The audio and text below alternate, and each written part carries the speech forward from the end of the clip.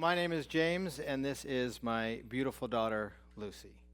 And I am known more commonly as the Iron Cowboy. And I am known for doing endurance feats, more specifically the Ironman-distance race, and endurance feats across the world. An Ironman-distance triathlon consists of a 2.4-mile swim, a 112-mile bike ride, followed by that standard 26.2-mile marathon run. In total, that equals 146 miles. Now, that has to be all accomplished by you. Now, this isn't a picture of me, but I put that in there for the ladies. You're welcome. This is what a typical Ironman swim looks like. It's chaotic. It's violent. I promise you will get kicked in the face and you will get swam over. It'll take your typical fit athlete anywhere from 50 minutes to 2 hours to complete this 2.4 miles. That's the equivalent of 10 times around your high school track. Don't walk it, but swim it. Once you've dragged yourself out of the water, you have to get on your bike. You have to now bike that 112 miles. That will take an average athlete anywhere between 5 hours to 8 hours to complete.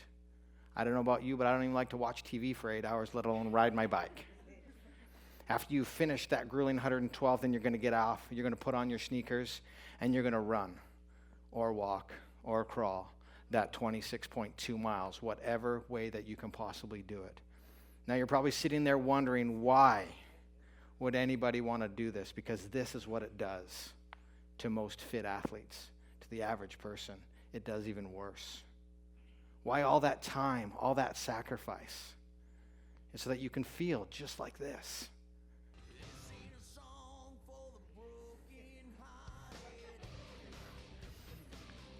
Now, I've had a lot of experiences in my life, but very few of them have given me that excitement and that passion and that feeling at the end of an Ironman.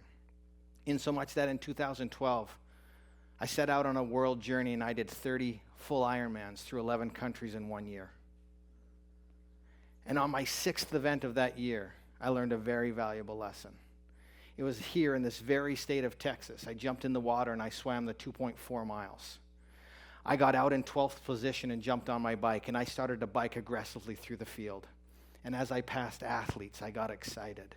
And I made my way to the front of the field and ended up taking the lead of the race. I made it all the way to mile 100 when I got an intense cramp in my right quadricep. It was so violent and so painful it made me stop. And I had a decision to make. Was I going to quit? Or was I going to bike the remaining 12 miles with just one leg? And I decided to continue on and bike those last 12 miles. And I thought to myself, if I just make it to the end of the 112 and start running, maybe I'll be able to finish that marathon, possibly hang on to the lead. And so I start running. But I know my body, my heart rate is super high. And as I progress mile through mile, the cramp starts to move from one quad into my other quad, and into my hamstrings and into my calves. My arms started to curl up. And all at one moment, at mile 17, every muscle in my body seized up and I hit the ground. The pain was excruciating and I couldn't move my body. Medical staff rushed in and started helping me. I saw my friend walk over to me and he's got his cell phone in his hand. And he looks down at me and he says, "James, it's your wife." And for those of you that don't know my wife, Sunny, she does not take no for an answer. And I knew if I got on that phone, she was going to make me get up and finish this race. So I politely said, "No, thank you." Tyrell walked away, and I could see him pacing in the background. 5 minutes later, he comes back, cell phone in his hand again. He says, "James, it's your daughter. It's Lucy." My wife's smart. She knew I couldn't say no to my daughter, Lucy. And I said, "Hello, Lucy." And she goes, "Dad, you told me it was a world record. You told me you were going to do 30 Ironmans in 1 year. Can you walk and finish the race?" I said, "Lucy, I can't." It broke my heart. And she goes, "Dad, can you crawl? Can you crawl and finish?" I said, "Lucy, I can't." There's a long pause on the phone. And as a 9-year-old girl, she goes, "Dad, can you cartwheel?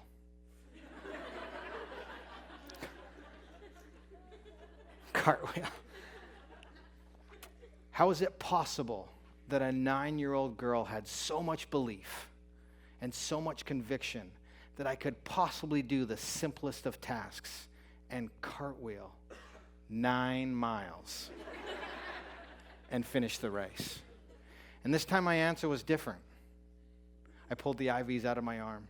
I stood up and I started to walk through the night, step after step.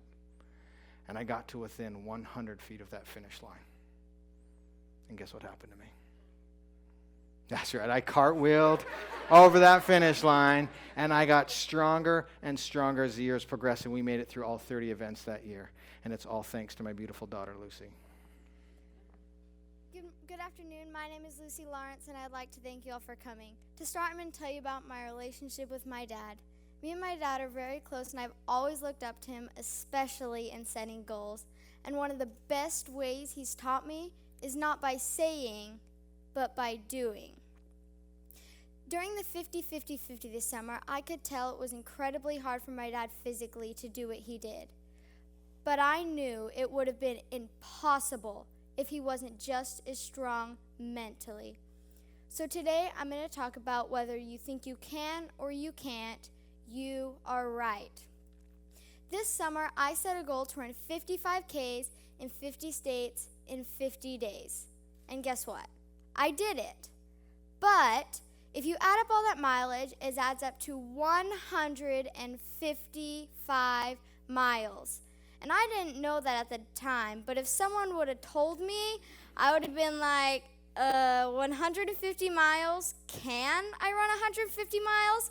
And I probably would have given up right then, or there would have been a higher chance of me giving up later on. But I didn't think that way, and I came up with these 4 steps to follow instead. Step 1, set a goal. No one can reach their highest potential unless they set goals. Step 2, start the goal. You can't finish a goal unless you start one. And then step 3, take little steps. If you start too big, you'll be overwhelmed. Like, I didn't think of the total miles I'd be running, but I knew I could run a 5K. And then step 4, look back and you did it. You just accomplished your goal. So since I followed these steps, I did accomplish 55 Ks in 50 states in 50 days. Not only did I accomplish something super awesome, but I had so much fun while doing it. During the 50-50-50, my dad was gone a lot, and those 45 minutes a day was the time I got to spend with him, tell him what the family was doing, how they're doing, and even though he didn't really need it, I got to hold his water bottle because I always wanted to do something for him. So if you follow these 4 steps, never give up, and believe in yourself, you can do anything. Because whether you think you can or can't, you are right. Now, you heard Lucy talk about the 50-50-50. Now, what that was I did 50 full Iron-distance triathlons in 50 consecutive days, 1 in every state. In order to accomplish this, we had to start as a family in Hawaii. We started at midnight, and I did the 14-hour Ironman, got on an airplane, flew to Alaska, landed at 6 a.m., was in the water by 7 a.m. Finished that event, got on an airplane, landed in Washington at 5 a.m., was in the water by 6 a.m. Drove from Washington to Oregon, 3 days, 3 states, 3 Ironmans, total of 6.5 hours of sleep on commercial airline in coach with 5 kids. On that 4th day, I swam the 2.4 miles. I biked the 112, and I ran the first 23 miles. Every single day at 7 p.m., we did a 5K that we invited the public out to do to raise money for childhood obesity. As I approached Lucy on that day, on day number 4, she could see that I was broken, that I was completely exhausted. And she walked up to me and she said, "Dad, how are you doing?" And I said, "I'm tired, Lucy." And she goes, "I'm going to run all 55 Ks with you. And together, we can do this. And you won't see one picture on the 50 where Lucy isn't standing right beside me, making sure that I'm okay, encouraging me every step of the way." It's your life, and we are living ours. And now it's your turn. As adults, we tend to complicate things. The secret to success is in the little things. I've been entrusted to raise this beautiful young woman, but she's taught me the most valuable of life lessons. And as I progressed through my 50 states in 50 days, there was many dark moments, many lonely hours spent on the bike. But I only needed one reason to keep moving. And it was my 7 o'clock appointment every single day with my daughter. And as we progressed through the states and got closer to the 50th finish line, I could hear my daughter saying, "Dad, together we can do this." And a song came on the radio, and it quickly became our anthem. I'm coming home.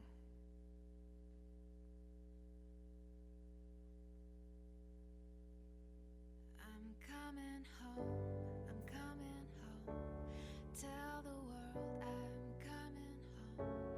Let the rain wash away all the pain of yesterday. I know my kingdom awaits, and they've forgiven my mistakes. I'm coming home, I'm coming home. Tell the world I'm coming. Success isn't complicated.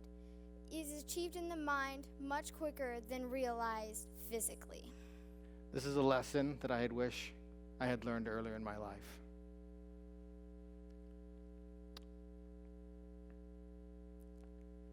And it's thanks to Lucy that I've been able to learn this valuable lesson.